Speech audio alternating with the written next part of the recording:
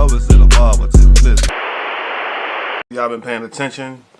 I'm pretty sure y'all have, but listen. What has rap beef come to? I'm bored with it. However, the only funny part I can really understand that makes me like want to even remotely pay attention is 50 Cent and T.I. thing going on. And mind you, 50 does this in his sleep, alright? And it's really no consolation prize to be like, oh yeah, this is new. But he's really having fun with it.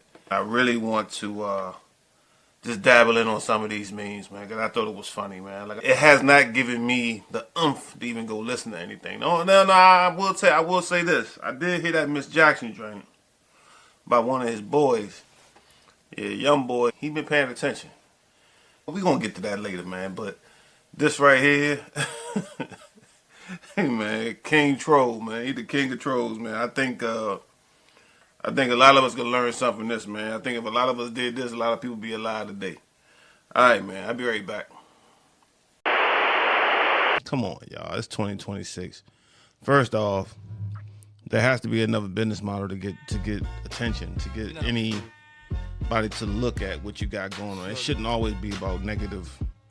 Even though I know in hip hop it's a gladiator sport, I get it. You know, I'm from the culture. I'm born and raised in the culture. But man, look. Let's cut the shit. All right, let's just cut it. You got an album coming out. You're trying to draw attention to it. This is how you're going about it. So be it.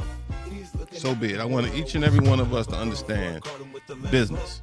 Now, I'm sure there are metrics and data that I'm not privy to.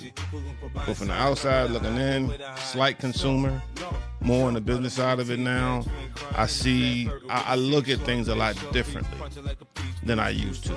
And thank God, because I'm still here we all growing and still breathing this good old air that the God is providing for us. So at the same time, I hope when you're breathing in some of that air, you get some of this good wisdom too. So with an album rollout, it's supposed to be a versus. Okay. I'm no music executive by any means, any stretch of the imagination, but I am a businessman. And in 2026, I don't see Versus doing well right now. Not with anything. It needs to be grandstanding. It needs to be something like huge for us to pay attention to. Hey man, this Versus coming on tonight. It's got to be like Jigga or somebody like Hove and 50 or, you know what I mean? It has to be somebody like huge. Like somebody just like, yeah, I can't miss this one.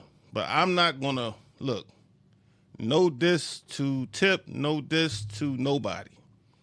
50, yeah, I don't really know who 50 could go up against at this point in the game because, look, man, from my understanding, hip-hop has evolved into something that's very dispensable. It's not like what it used to be. There's no money in music, apparently. Everybody that made their money in music has gone to media. Hence, this is where we are, in the media space. Making a rap album is not profitable, right? It's not profitable. All the metrics are jacked up. So to have any sense, yeah, you want to draw attention to it, but come on, man, beef. So yeah, man, like he's 50's he's an executive producer, studio owner, film investor, TV network builder. I mean, the guy's he's not even responding. He's not engaging musically. He's just dropping memes. No diss records, no studio response, no back-to-back tracks. He's posting, trolling, deleting posts, letting the internet argue. I ain't arguing. I'm just looking at it for what it is. You know what I mean? But all this is intentional. So, come on, man. Let's try something else. Try something else because a homeboy down south, you had a heck of a run, man. Straight up. You had a heck of a run, man, but this ain't it. If you're going to go out on your sword, do something else. This ain't it. All right? Be right back. But then 50 left him hanging. And that's why the whole thing feels different now. Because from T.I.'s perspective, this ain't just jokes. He feels like 50 played him. Now let's rewind for context. Because when T.I. first started pushing the Versus idea publicly, 50 didn't really entertain it. Instead, 50 responded in the classic 50 fashion, trolling. He was posting to stay away from me, energy memes, and basically started clowning the whole idea. And if you know 50, then you already know he might not always respond like a rapper, but he will respond like the king of petty. It's come to my attention that everyone's calling me a troll. Some said even the king of trolls. First of all, I'm flattered, but I'm done with all that. I would never do a deal with DoorDash. You quite literally deliver beef when millions of people are watching. I mean, who would do something like that? Delivering quality beef, it's more of an art than science. Don't want to be too obvious. It's all about timing. I'm always on time. No matter what kind of beef you have going on this weekend, remember DoorDash delivers. Oh, they sell Combs. What a coincidence.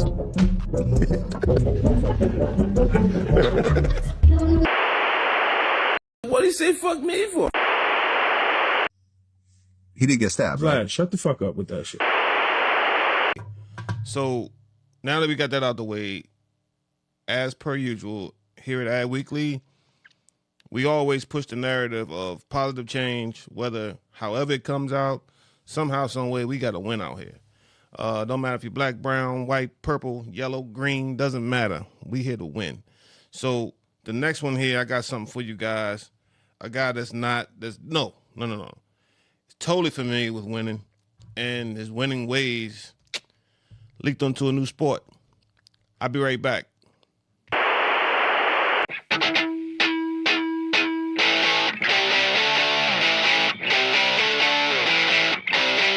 It's time for change. Time for change, and the guys feel the same thing. And you know, Tyler came in with most pressure. I guess everybody expected him, or he had a chance to win 3 in a row. That's the hardest one to win, you know. And he kept to his strategy, and man, the guys put together a great card, man. And I think Billy did an unbelievable job in calling the game, calling the race, and Tyler did a good job. He beat some good competition. I mean, when you see SVG coming back there, you get a little nervous, but I think he had him covered pretty much the whole day. Michael, the records, the wins, the trophies, what does this all mean to you as a team owner here in this sport? Well, I'm proud of the team that we put together. I mean, Denny, I'm pretty sure it's the same way. He feels the same way as I do. And I think a lot of credit goes to him because I think he's the mastermind behind finding Tyler and putting together, you know, Billy Scott and all that. Look, I just put up the money. I'm just a competitor. But I think Denny's done an unbelievable job in terms of helping build this team. And I think the team has done a good job in just taking our leadership and going out and winning. That's what it's about, winning. So we're going to see you in Phoenix? I'll be in Phoenix. I know it's MJ.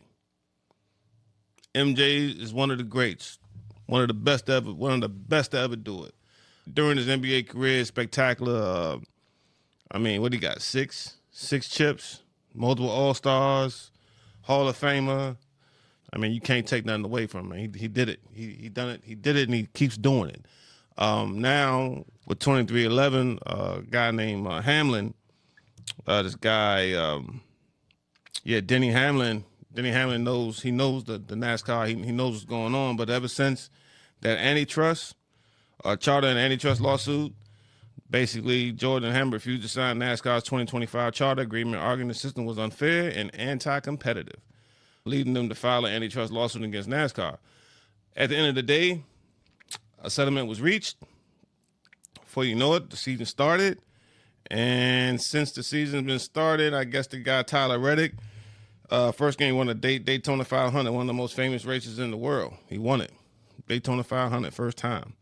Right after that, boom, won it again.